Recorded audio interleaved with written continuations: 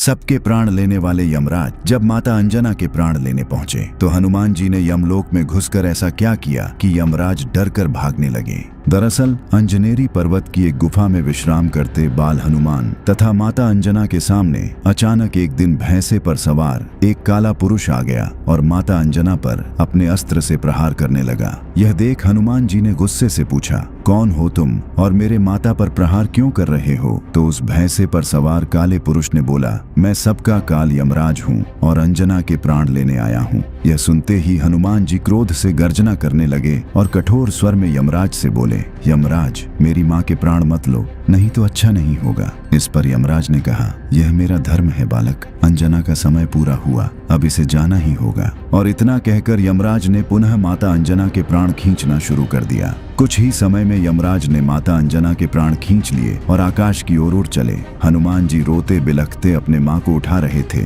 क्या हुआ माँ, उठो माँ, कुछ बोलो। हनुमान जी ने माता अंजना को उठाने का बहुत प्रयास किया पर वो उठती कैसे, वो तो मर चुकी थी। अब हनुमान जी ने क्रोध से गर्जना करना शुरू किया, यमराज मैं आ रहा हूँ, आज या तो मेरी माँ जीवित होगी या इस संसार से काल का अंत होगा। और इतना कहते ही हनुमान जी ने अपना आकार अत्यंत ही विशाल करना शुरू कर दिया। देखते ही देखते वो बालक हनुमान अब साक्षात महाकाल का रूप बन गया। उनकी भुजाएं फरकने लगीं और आंखों से अंगारे बरसने लगे। उनके शरीर का तेज इतना भयानक था कि हजारों सूर्य भी फीके पड़ जाएं। हनुमान जी ने ऐसी भीषण गर्जना की कि ब्रह्मांड कांप उठा और अगले ही पल हनुमान जी ने धरती से ऐसी छलांग लगाई कि आकाश का सीना फट गया। हनुमान जी अत्यंत ही क्रोधित मुद्रा में तीव्र गति से यमलोक की तरफ जा रहे थे। इससे सभी देवता भयभीत होकर इधर उधर छुपने लगे। कोई भी क्रोधित हनुमान जी का सामना नहीं करना चाहता था और कुछ ही देर में हनुमान जी यमलोक के द्वार पर पहुंचकर क्रोध से गर्जना करते हुए यमराज को पुकारने लगे, बाहर आओ यमराज, आज अंजना का पुत्र तुमसे अपनी मां मांगने आया है। पर जब हनुमान जी की इस पुकार पर कोई नहीं आया तब हनुमान जी ने अपनी गदा से यमलोक की धरती पर ऐसा प्रहार किया कि यमलोक में मानो प्रलय आ गया हो। यमलोक में चारों ओर उथल पुथल मच गया। सभी यमलोकवासी डर से इधर उधर भागने लगे। किसी को कुछ समझ नहीं आ रहा था कि क्या हुआ है। तभी दो यमदूत भय से कांपते हुए यमराज के पास आए और बोले, हे यमराज, हमारी रक्षा करे, द्वार पर कोई वानर आया है, उसकी गर्जना से यमलोक में प्रलय का माहौल बन गया है। इस पर यमराज ने कहा, उस हनुमान का ये दुस्साहस मैं आज ही उसका अंत कर दूंगा, तुम लोग चिंता मत करो। और क्रोध से गर्जना करते यमराज अपने महिष भैंसे पर सवार होकर हनुमान जी से युद्ध के लिए चल दिए। हनुमान जी के सामने आते ही यमराज ने कहा, मूर्ख वानर, तुम काल को चुनौती दे रहे हो, मृत्यु ही सत्य है, इसे कोई नहीं बदल सकता। अच्छा यही होगा, तुम वापस लौट जाओ। यह सुनते ही हनुमान जी का संयम टूट गया और उन्होंने गरजते हुए कहा,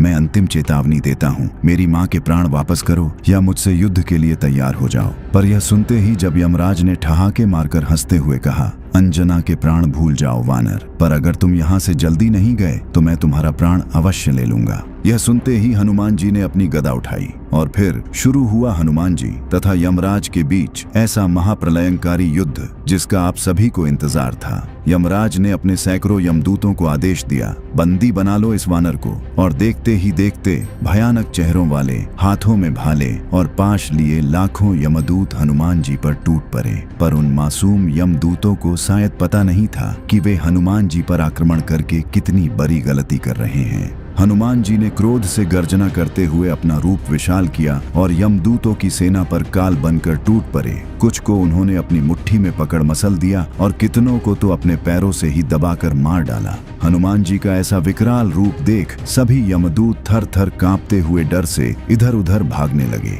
यह देख यमराज ने एक काली तलवार प्रकट कर हनुमान जी पर प्रहार कर दिया। पर हनुमान जी इतने उग्र हो चुके थे कि यमराज का वो तलवार जैसे ही उनके पास आया वैसे ही उन्होंने उस तलवार को अपने दोनों हाथों से पकड़ दो टुकड़े में तोड़ दिया। यह देख यमराज का क्रोध सातवें आसमान पर जा पहुंचा। उसने सोचा यह वानर साधारण शस्त्रों से नहीं मरने वाला और तब यमराज ने तुरंत अपने मायावी धनुष का आवाहन किया और उस पर एक ऐसा विनाशकारी बाण चढ़ाया जो साक्षात काल का रूप था। यमराज ने जैसे ही वो भयानक बाण छोड़ा, वो बाण हवा में आते ही हजारों बाणों में बदल गया। वो हजारों बाण तीव्र गति से हनुमान जी की ओर बढ़ चले।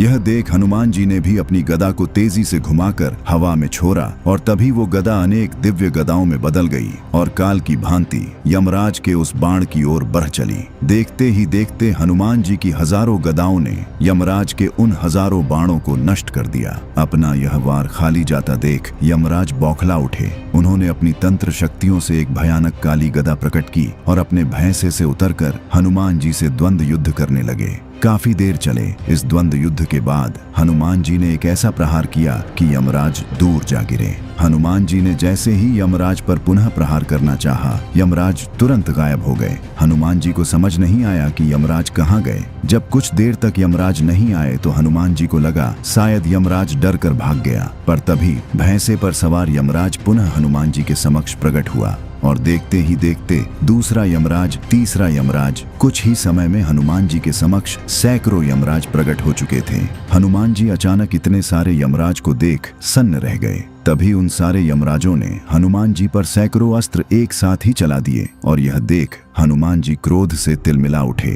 उन्होंने क्रोध से गर्जना करते हुए अपनी गदा को यमलोक की धरती पर ऐसा पटका कि यमलोक की धरती प्रलय की भांति डोलने लगी और इससे यमराज की माया तुरंत ही नष्ट हो गई। और जब यमराज के सारे प्रयास विफल हो गए तब क्रोध में आकर यमराज ने प्रकट किया अपना वो भयानक यमदंड जो किसी के भी प्राण ले सकता था। हनुमान जी ने जैसे ही देखा कि यमराज उन पर यमदंड से प्रहार करने वाले हैं, उनके क्रोध का ठिकाना न रहा। उन्होंने अपना विकराल रूप लेना शुरू किया। उधर यमराज ने अपने यमदंड को घुमाकर हनुमान जी की ओर चला दिया। यमदंड जो काल की चरम शक्ति थी, तेजी से हनुमान जी की ओर बढ़ रहा था। इधर हनुमान जी महाकाल की भांति क्रोध से गर्जना करने लगे और जैसे ही उस भयानक यमदंड ने हनुमान जी को बांधने का प्रयास किया, हनुमान जी ने अपने दोनों हाथों से यमदंड को पकड़कर ऐसा खींचा कि उसके टुकड़े टुकड़े हो गए। इसके बाद महाकाल रूपी हनुमान जी यमराज को खा जाने वाली दृष्टि से देखते हुए यमराज की ओर बढ़े।